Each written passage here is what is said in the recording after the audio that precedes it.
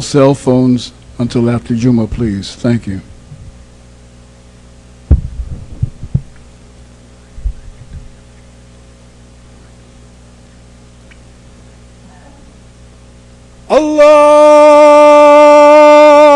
Allahu Akbar,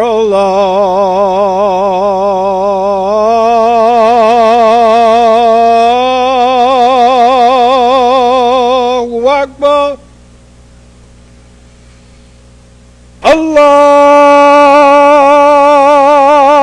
Allahu Akbar,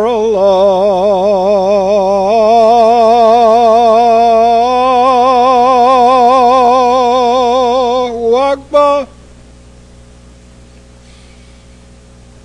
Ashhadu an la ilaha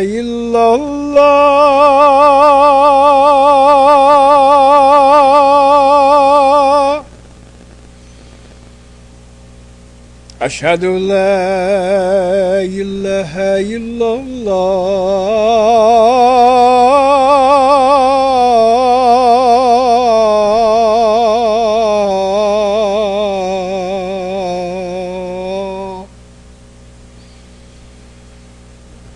Ashhadu anna Muhammadan Rasulullah.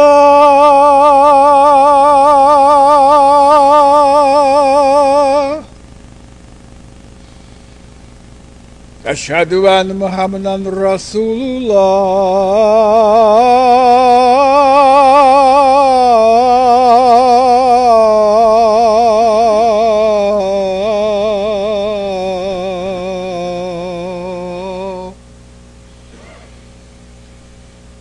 Hayya ala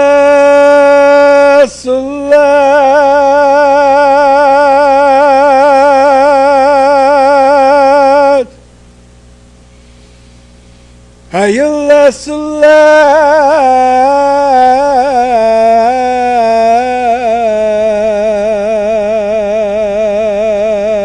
salat.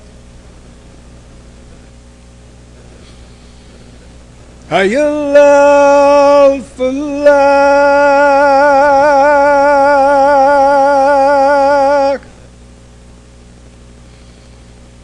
Hayya ala falah.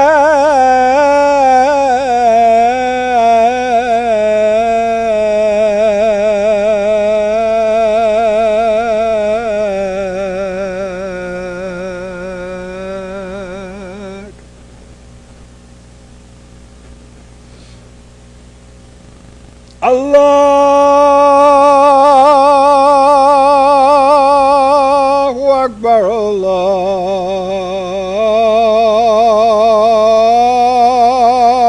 Allahu Akbar.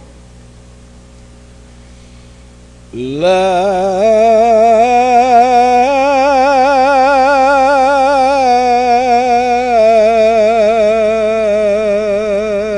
ilaha illallah.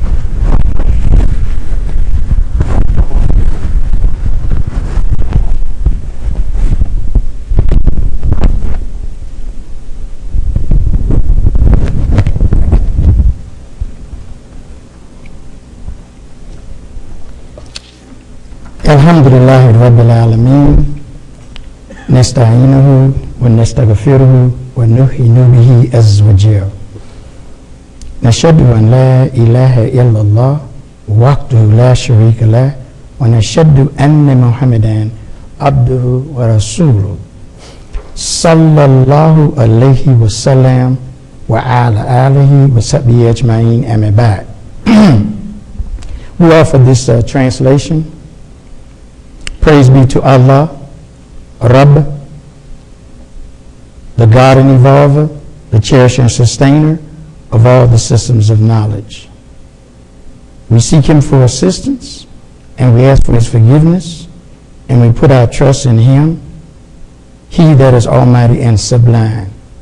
We witness, ashhadu, that there is no deity, no God, worthy of worship except Allah, one alone, with no partners with Him.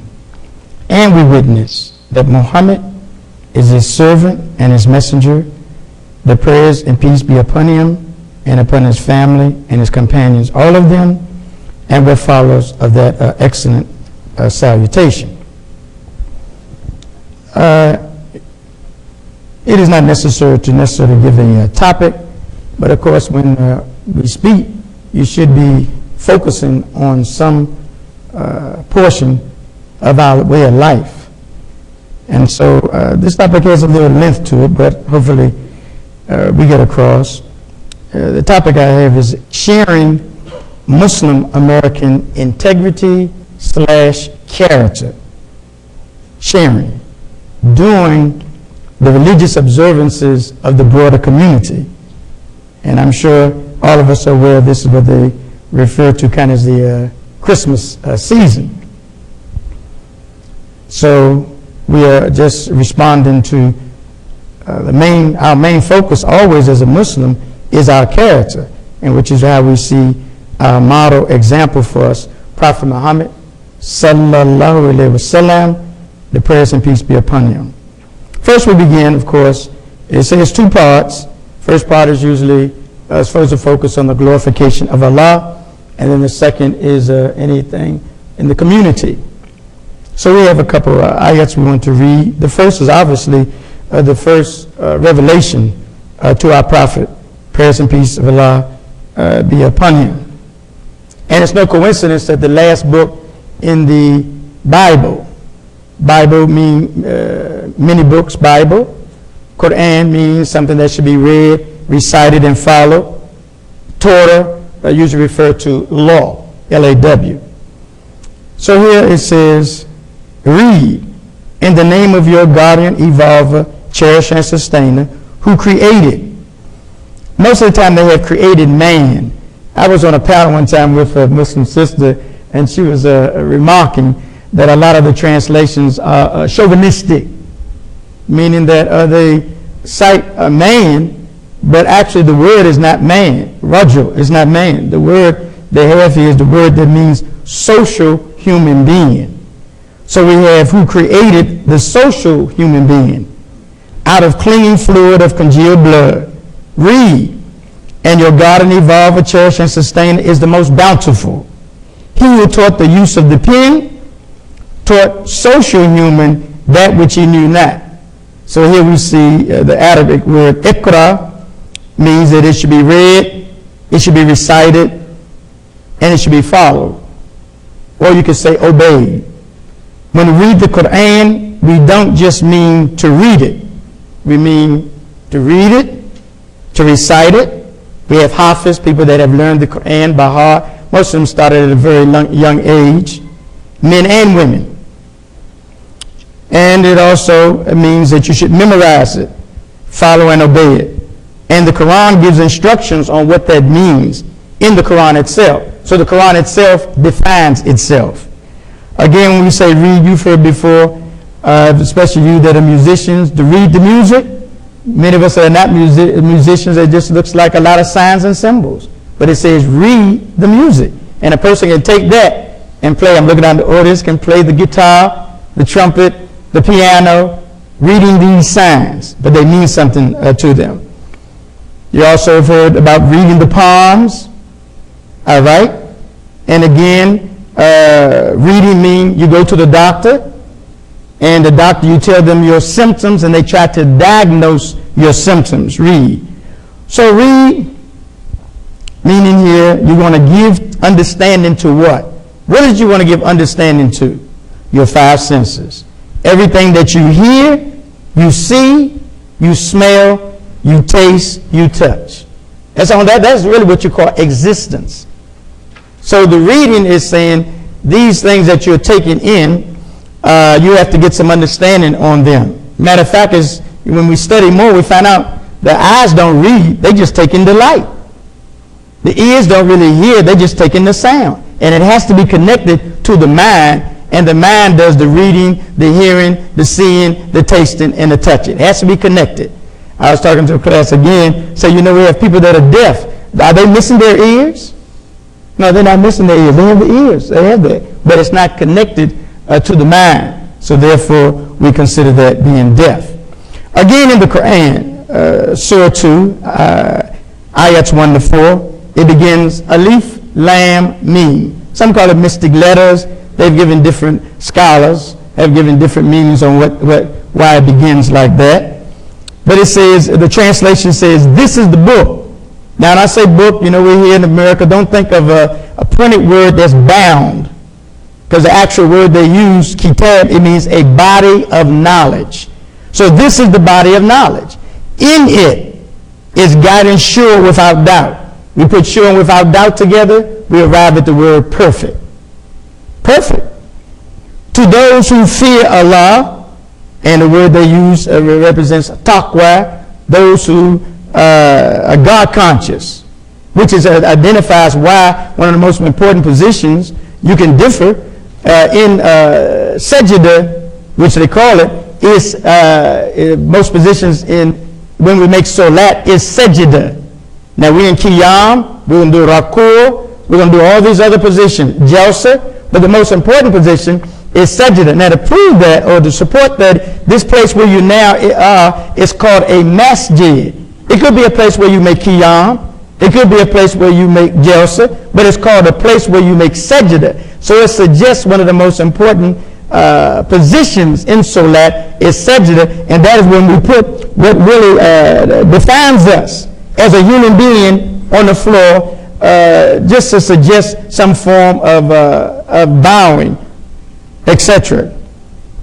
Again, it says, who believe in the unseen, are steadfast in prayer, and spend out of what we have provided for them, and who believe in the revelation sent to you and sent before your time. In their hearts, they have the assurance of the hereafter. Another ayat from the Quran. This is Surah 39. Verily, Lahot, verily, we have received the book, body of knowledge, to you in truth, for instructing mankind. It didn't say Muslim, didn't say believer. The word they use is mankind. So we shouldn't feel out of place when we offer the Quran to somebody and say, well, I don't follow that. No problem. It's still my responsibility to offer you because it has been given to me, and it's saying it is instruction for human being. This time we say mankind. He then that receives guidance benefits his own soul, but he that strays injures his own soul. Nor are you set over them to dispose of their affairs. Then finally we offer Quran 55, ayats 1 to 4. Most gracious, Allah most gracious, it is He who taught the Quran. He has created social human again, not man. He has taught him speech and intelligence. So for us, those of us who are here today, we believe and we accept the Quran as a book of guidance. It is a book of instruction. It is an instructional manual for humanity. So we're not just talking lightly when we go among people that do not see themselves as Muslims and we offer them the Quran. We're not speaking lightly when we indicate the ayats that say these are instructions for humanity. An instructional book, a book of guidance. And again it says in the ayat we just read that Allah is the teacher. Allah is the teacher, who's the only one that can identify us all five senses. So therefore I'm saying that the Quran is a dictionary for life, which results from the correct perception of who is Allah. And I'm saying to you that Allah is the creator of life. So we know a very simple, I guess you could say, analogy is many of you drive, and the people that manufacture their car, they have a manufacturer manual to go with it. And they tell you how often you should get oil change, how often you should do this and do that, because they are the ones that made the car. So therefore the logic is, if God is the creator of life, then he is the most qualified to give us instruction on how to live that we call life. Simple logic. I recall again, being with Imam Muhammad there, I think we were at Duke. And these were students that had taken, it was very popular then, might be still popular, world religions. And he said to the students, don't be a hypocrite. I said, what is this? Don't deny the logic of Al-Islam. Al-Islam is logical. If you present the logic, they will say you can disagree, but don't deny the logic of Islam. That's where it invites many of us, and many accept, because they see the pure logic of the Quran as appeals to you. So we have read these ayats specifically to call to our mind attention that the Quran is like a dictionary. These are my words. We have read exactly from the Quran, and if you not desire to accept what we are saying, you can reject it. The dictionary is what we use to define words. And we know that once we were told words make people, actually words make worlds. Just add the L. Words make worlds. And the worlds are made up of words. If there's a world, it is made up of words. And you know, it says it about Adam in the Quran, and we see that even I'm looking at you, you're looking at me. This that we call invisible, we call the air. We gave it a name. So we're known for naming whatever we have in our life. Again, when we think of education, when I say the Quran is a book of education, we have to make sure, and I see some young people out there, education should not be seen strictly as kindergarten through 12th grade. Now someone looked this up and spoke to me about that when I use the word kindergarten. I think kindergarten is a play on words. It really means a kind of garden. Kindergarten. And you know, they forced that T in there on the word kindergarten, but it's hard to put it there. Sounds more like a D, kindergarten. Yes. And what is in the kindergarten? Who's in the kindergarten? The innocent.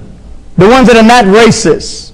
The ones that are not talking about good hair and bad hair, etc., etc. Because they have not been influenced by the world, the culture of the world. So they're in the kindergarten. They're the innocent ones. Education is all pervasive. We're never out of school. Never out of school. From the cradle to the grave. The major socializing agent in our society is the school. The school is the major socializing influence on children. Most of their daylight hours. I'm sure some of you are very glad, some of them are glad not to be in school for a couple of weeks. But most of the time in the daylight, the children are in school. And unfortunately, now the major influence on the school is no longer academics, but it's the culture. So they dress according to the culture. Who are the main rappers, etc., etc. So we are never out of school from the cradle to the grave. We're always in school. We're never out of an environment that we cannot learn. I repeat, we're never out of an environment that we cannot learn. Maybe you may not consciously perceive that you're learning, but you are learning. Again, the Quran comes to us and comes for humanity to define words. So consequently, it defines the world for us. But here is very critical. There's a very critical point as we address our life as Muslims, as we reflect on our life as Muslims. The dictionary will have an author. The dictionary will have someone who compiled these words, researched these words. So for us to get the correct definition, we must have the correct perception of the author of the dictionary for life, who I'm saying we refer to as Allah. Something we should say when we share with people too. You know, Allah is more than one word. It has a definite article, A-L, Al-Illah. So it is saying that all these things that you're coming in contact with your five senses, you are subject to worship them. What you should worship, what is behind what you see, what's responsible for what you hear, etc., etc. The correct perception of who Allah is defines for us all definitions. If there is something to be defined, it is defined through the correct perception of who is Allah. Allah defines for us all definitions. All definitions, all words, all worlds are defined for us through the medium of the proper perception of Allah. So let's be specific. We define ourselves through understanding who is Allah. So for us, man is defined. Woman is defined. Air is defined. A-I-R is defined. The ear is defined. The family is defined. What is a family? Now they're coming up with, man is stretching it. Man is stretching it. He is offering alternative definitions for family. For us, it is already clearly stated by who? By Allah. Who is what? The creator of the family, the creator of the money. The definition for money for us is defined by the correct perception of Allah. The definition of wealth, the definition of fun, the definition of what is right and what is wrong. What is a relationship? How do I define relationships? It is defined for us first, beginning with our correct perception of Allah. And the most important relationship is our relationship with Allah. From the Quran, again, chapter 2, ayat 2. Sometimes we are influenced by the society, we'll say verse, but the proper term is ayat, a sign. Now, I don't recommend this to some of the students that are here, but you know, if you were to pronounce S-I-G-N-T-I-S-T, it would be pronounced scientist. But you have to spell it S-C-I-E-N-T-I-S-T, scientist. Which now they're saying S-C-I-E-N means knowledge. So the knowledge originally came from the S-I-G-N. So we have to keep these things in mind. Quran chapter 2, ayat 2 says, guidance to those who believe in the unseen. For us to understand Allah, He has to reveal Himself to us. Again, not necessarily recommended. I know how some of us are, but the last book in the Bible, the last book in the New Testament, they call it, is called Revelation. And Revelation speaks of a new perception of the world. And then after the Bible, then we have the Quran. So and we follow the pattern. We have the Torah revealed first, then we have the Bible, now we have the Quran. And the Quran says there will not be another after the Quran. He has to reveal Himself to us. We can't get understanding of Allah, man, woman, life. To get these concepts, they must be revealed to us, and the Quran comes as a book of revelation. The opposite of reveal is conceal. He must reveal it to us. Conceal means that it can't be seen. Consequently, those who believe in the unseen, this suggests that the human being, where we really lie in our intellect, we are not seeking the seen. We're seeking the unseen in our intellect. We are not seeking the seen. Some of you see me now, but you don't really know me. And I don't know you. But we see each other physically. But that's not the real me and not the real you. We see what we see, but we know that there's an unseen behind what we see. And that's what the intellect is turned on by. Yes, the babies observe, they reach out, they grab, they dismantle things. Why? Because they're looking for the unseen. What's behind this moving toy? So we summarize our first part saying, so the Quran defines life for us. It defines words and worlds. We live in a world, and it is defined for us in the Quran. Those who believe in the unseen, no matter how much you see, the more powerful the concept is what you don't see. It's what is motivating, and again for us, all definitions are defined by the proper perception of Allah. We close with this challenge, in a way. Again, I read this verse, Quran 2, 1-4. Alif Lam Mim. This is the book, body of knowledge. In it is guidance sure without doubt to those who fear Allah, who believe in the unseen, are steadfast in prayer, and spend out of what we have provided for them, and who believe in the revelation sent to you and sent before your time. And in their hearts they have the assurance of the hereafter. do you possess, do you exhibit the insurance of the hereafter? Now, the root word for assurance is sure, S-U-R-E, sure, no doubt. Are you willing to come up to this rostrum and declare your assurance? You are sure for yourself of the hereafter. Now, you're already really doing it. Where are you doing it? Showing this assurance. At home, in the public, on your job, when you go to the party, driving, habit you have, when you express yourself. Where does the assurance that you have lie in residence?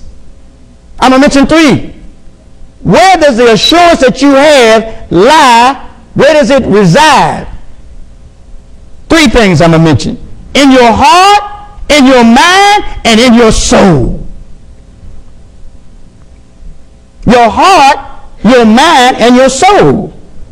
So those of us that have the insurance of the hereafter, we have a pure heart.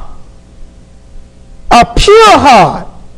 And you get to pure heart by getting rid of the parts that cause you not to be pure. A pure heart. What kind of mind? A faithful mind. In fact, when they use the word mu'min, mu'min is really, the root is iman, faith, and it's like Muslim, one who practices Islam. Mu'min, one who has faith in their mind. In fact, the Quran has 2 chapters. One is called Al-Mu'min and one is called Al-Mu'minun.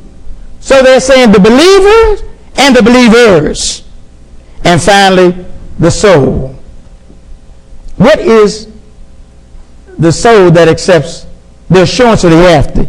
A burdenless soul. A soul that has no burden, no fear, and no grief for the believer.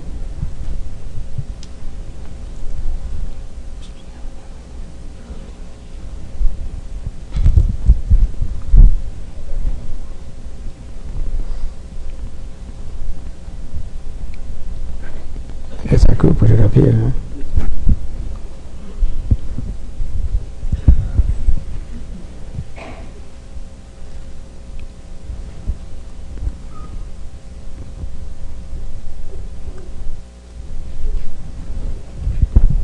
Again, he is asking us to move up. I think at the time to be grateful, Nasheed, what's his name? The comedian, said we're going to give an award to the brother that comes up and tells everybody to come forward. We're going to get that brother award. Yes. Preacher Moss. That's who it was. Yes. Now, you know you can feel good. Now, you see Nasheed came up there. Now, I remember Nasheed when he was like this, a student. He will remember this. You learn after a while how to, now, you know, they have this law in our government. I refuse to testify on the grounds it may incriminate me. Now, some of us think, I guess, they made up that. You know, they came from the children. Now, he had done something, and it wasn't proper, and I confronted him. He's a little guy now. And you know what? He never admitted it, but he did like this. But he refused to admit that he was guilty of what I said. Huh? It's just natural. You don't want to confess. Yes. So he's going to be a fine young man, 2 children, etc. Married early, after high school, etc. Alhamdulillah. And so that's what it's about. That's what it's about. Is all it's about. We say Allahu Akbar. Now this is a little rough now. Some of you can put your, what you call it, fingers in your ear. Allahu Akbar, you know what it's saying? You know what it's saying? You are not important. God is what's important. Allahu Akbar. God is what's important. So what we're hoping is some of the young that are here, that they will prepare themselves and qualify themselves to take us away. This is another little rough call for some of us. The speaker and the entire audience, we are all going to pass away someday. It's a fact. I don't have to follow that, but inshallah. So we hope that those of you that are young, you prepare yourselves, because who you're looking at, he's going to pass away. And we got to have somebody to replace him, to carry us on in our community. Again, we are talking again, I use the topic, sharing the Muslim American integrity. And that's key. Is it American Muslim or Muslim American? See? All right. So we're saying that I'm a Muslim first. Just happen to be in America. Could be in Afghanistan. Could be somewhere else, South Africa. But I'm a Muslim, just happen to live in America. But I'm a Muslim first.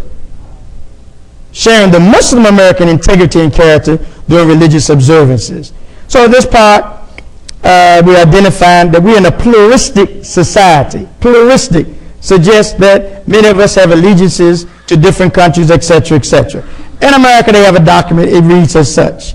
We owe these truths to be self-evident, that all men, they mean human beings, are created equal and that they are endowed by their Creator with certain inalienable rights. That means rights you're born with. It's nothing they can do to take away these rights. And that among these are life, liberty, and the pursuit of happiness. Some even say the American experience is still evolving. So I'm going to look at three things and we'll conclude. Muslims. The Muslims, we follow the Quran and we follow the Sunnah of Prophet Muhammad. Prayers and peace of Allah be upon him. So we're in our new year is now 1,439. Now I was a little shocked on this. Maybe I shouldn't have been. Instructing Americans in American school, in an American class, American school. Many of them, they do not know what December, so far they're good with that, the 22nd, 2017. I asked the class, 6th graders, 5th graders, 7th graders, what does that mean, 2017? They don't know. They say something to do with Jesus, you know? So we should make sure our young understand what it means for our year, the year we're in there. Basically, what that means is the Christians believe that 2017, soon 18 years ago, Jesus Christ was born. But the Muslims, we follow the Quran. And we're in the year 1439 AH, meaning that we believe. Now look at the difference. Now the Christians, notice, they focus on a personality. But now look at what we're focusing on. Even though we say Prophet Muhammad, praise and peace of Allah be upon him, we believe 1,439 years ago, he made the journey from Mecca to Medina. So we're focusing on what he did, what he represents. And there, many of the things we have, Salah and Hajj, etc., many of those, Zakat, were established there in Medina, not in Mecca. So it sees what we're for. So what am I saying too? Let's go to the broader picture. It's not that you were born, it's what did you do with your life. It's not no big thing. I mean, we could say, I know some sisters can correct me now on this, that's a very important part, phase of their life when they're having that baby. But it's not the fact that you were born. The emphasis is going to be on what did you do with your life. So that's what we emphasize. We also have Ramadan. We're expecting Ramadan this year to come in May. I'm talking about 2018, forgive me. We're expecting to have Hajj. Again, we're expecting that to be in August 2018. So we have the Islamic year. The calendar is based on the cycles of the moon. As it goes around, the moon goes around the earth, and the earth is revolving and moving around the sun. So the Eid al-Fitr, we're expecting to be June 15, 2018. Eid al-Adha, we're expecting to be August the 21st. Now, how can you come up with these dates? The Quran tells us we can go the next 50 years if you want us to predict. They are exact. Now, we know we talk about sighting the moon. Why do we say sighting the moon? Why don't we say seeing? We say sighting because it's only visible a brief time in the horizon. Then after that, it's not there anymore after Maghrib. So we say sighted. And in certain parts of you where you locate, you might not be able to see the moon. We have to understand these concepts. Christians, they follow the Bible. As I told you, the word means little books, many books. 27, they count them in the Old Testament. And then they have so many they have in the New, 39 in the New, 66 altogether. Begin with Genesis, Exodus, Leviticus, and then in the New Testament, Matthew, Mark, Luke, etc. So they identify primarily with Jesus the Christ. And they're going to say that Monday, January the 1st, will be a new year. And they believe again that some 17 years ago, Jesus Christ was born. Their major holidays, Christmas, that's where we're in now. Their Christmas season, as well as Easter. And they have a 12-month calendar based on the sun. Based on the sun. So that's why it's always going to be a certain temperature during December, but not the case. Look how beautiful Ramadan is. That you experience Ramadan in the cold, in the summer, in the spring, in the fall. Saying that's how your life is, Ramadan. Then we have the Jews. They follow the Torah, which means law. They identify primarily with Prophet Moses, alayhi salam, and they say they're in year 5,778. Their major holidays, Rosh Hashanah and Yom Kippur, etc. Now look, this is from a very popular store called Staples. Now, their calendar, they had the first day of Ramadan. Look how they've gotten. They got the first day of Ramadan, and then they say begins at sundown. And then they have the first of Ramadan. They have Eid al-Fitr. They also have Rosh Hashanah. They also have that. And guess what else they also got? They also got Kwanzaa. So this is a new day. So we have to understand that as well. Now I had to go for a few things with our children a couple Sundays ago because they weren't understanding this concept, and maybe some of you, this daylight savings time concept. It's just like it says daylight savings time. So they can have more daylight for the slaves to pick. No, seriously, so you can have more light hours to work. But the time is not a change as well. Also, I have here, we used to do this. We haven't been doing this. This is what I used to give some of the Christians when they gave me gifts. This is the story of Mary and Jesus from the Quran. So this was an actual printout of the surah, Maryam, surah 19.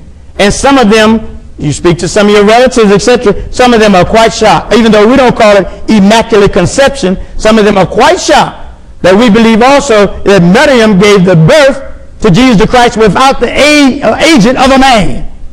So some of them are quite shocked to hear that, how we regard.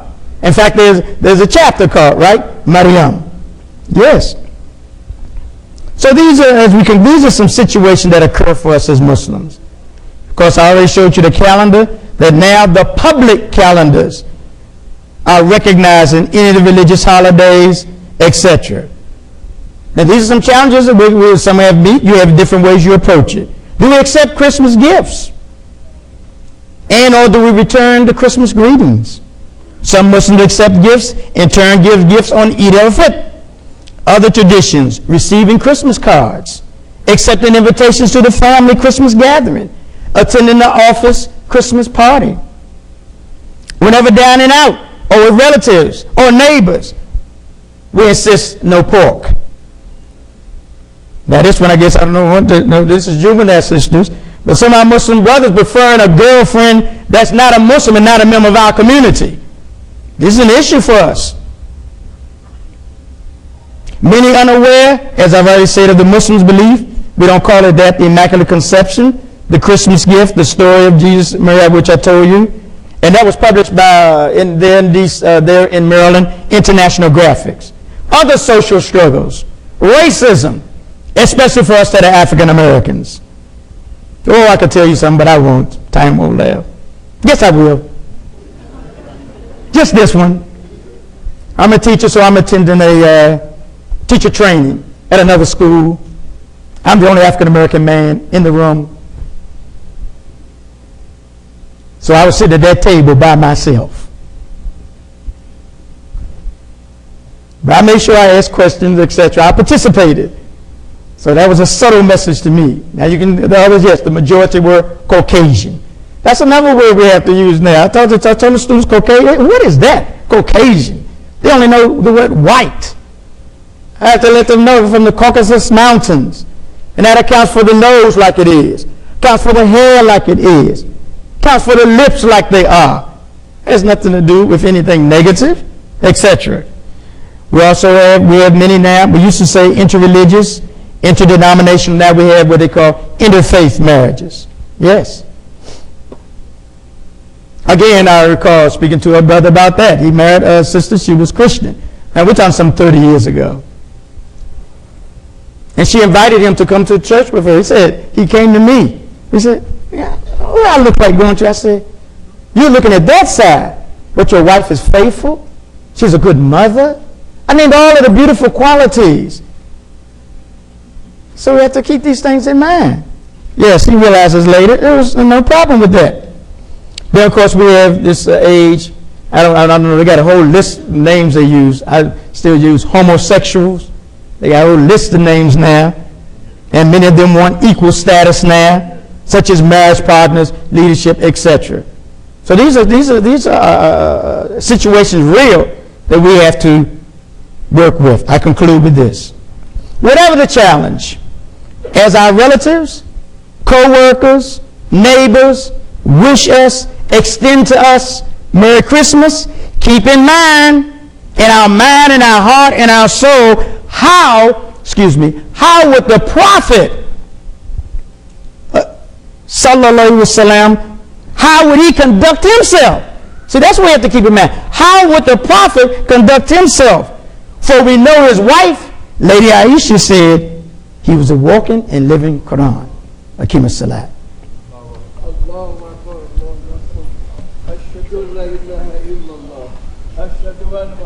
Oh, okay, thank you.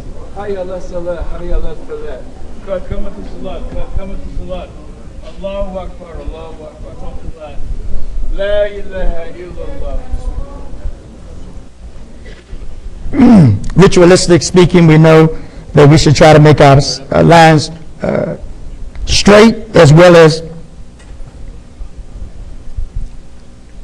next to our brother or his sister. But it's also suggesting how we should be bonded as a community.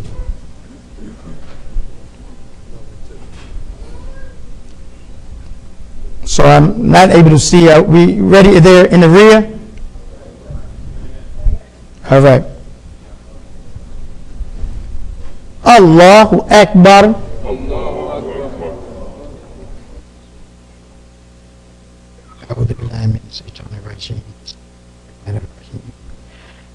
Alhamdulillahi Rabbil Alameen Ar-Rahman Ar-Rahim Maliki Yawmiddin Iyaka na'budu wa iyaka nasta'in Ihdina sirata mustaqim Sirata alladhina an'amta ilayhim غير المغضوب عليهم ولا الضالين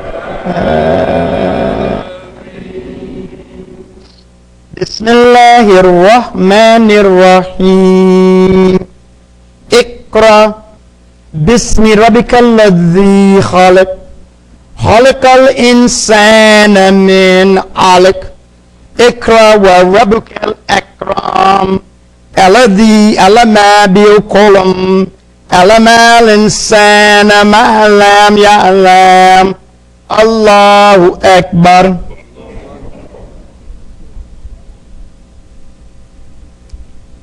سمع الله لمن حمده.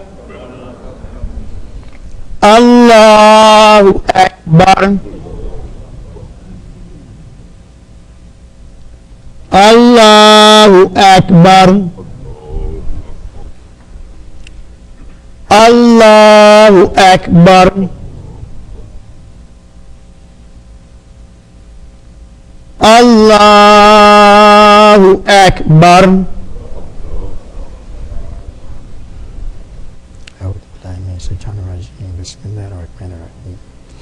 الحمد لله رب العالمين الرحمن الرحيم مالك يوم الدين إياك نعبد وإياك نستعين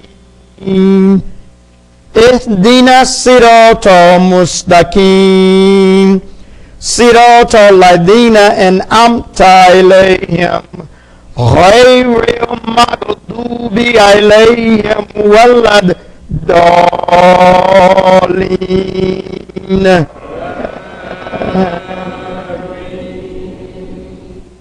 بسم الله الرحمن الرحيم قل أعوذ برب الناس مالك الناس إله الناس من شر الوسواس الخناس الذي يوسوس في صدور الناس من الجنة والناس. الله أكبر.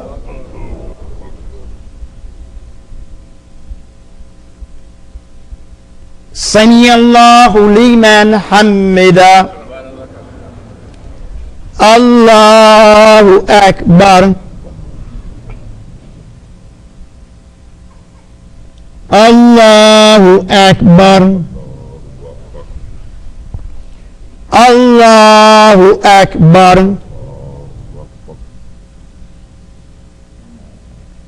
الله أكبر.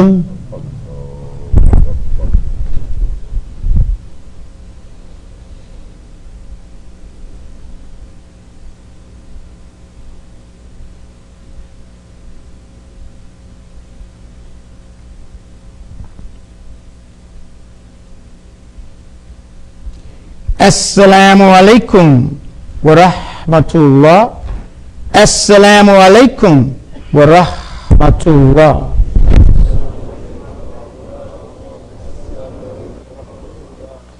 We offer this brief dua. Oh Allah, I cannot manage this life not without you. So please make my life what you want it to be, what you prefer for me. Do not allow me to act on my own. Help me to act only in obedience to you. As-sami'na wa a'toina. We hear and we obey. Ameen. Allah Akbar. Allah Akbar. Allah Akbar.